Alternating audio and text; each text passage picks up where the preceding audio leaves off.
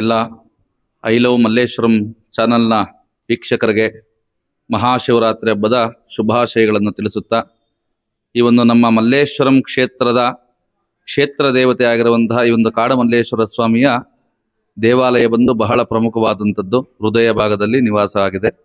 ಈ ಒಂದು ದೇವಸ್ಥಾನ ಸ್ವಯಂಭೂ ಮೂರ್ತಿಯಾಗಿದ್ದು ಬಹಳ ವರ್ಷಗಳ, ನೂರಾರು ವರ್ಷಗಳ ಇತಿಹಾಸವನ್ನು ಹೊಂದಿದೆ.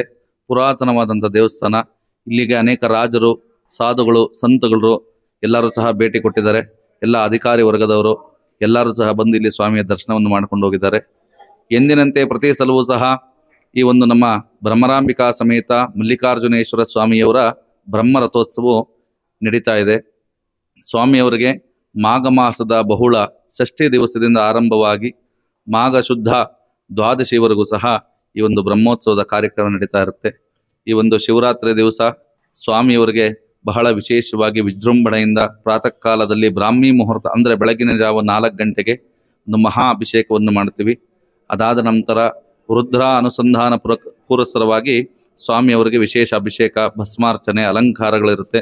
ಹಾಗೂ ಸತತವಾಗಿ ನಿರಂತರವಾಗಿ ಸ್ವಾಮಿಗೆ ಜಲಾಭಿಷೇಕ ಆಗುವ ತರಹ ಒಂದು ವ್ಯವಸ್ಥೆಯನ್ನು ಮಾಡಿದ್ದಾರೆ.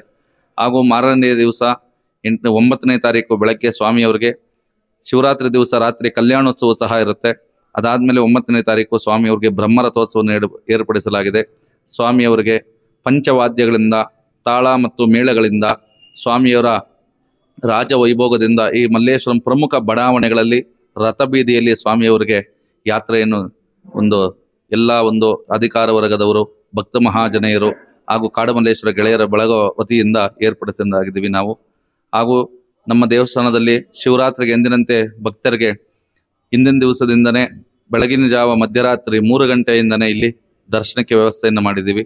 ಹಾಗೂ ಬರುವಂಥ ಭಕ್ತಾದಿಗಳಿಗೆ ಯಾವುದೇ ಥರ ತೊಂದರೆ ಆಗದಂಥ ಅವರಿಗೆ ಬೇಕಾದಂಥ ಎಲ್ಲ ಸೌಕರ್ಯಗಳನ್ನು ಸಹ ಇಲ್ಲಿ ವ್ಯವಸ್ಥೆ ಮಾಡಲಾಗಿದೆ.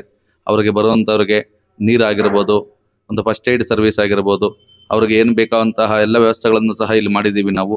ಹಾಗೂ ಇಲ್ಲಿ ಬರುವಂಥ ಭಕ್ತಾದಿಗಳಿಗೆ ಪ್ರಸಾದದ ವ್ಯವಸ್ಥೆಯೂ ಸಹ ಇರುತ್ತೆ.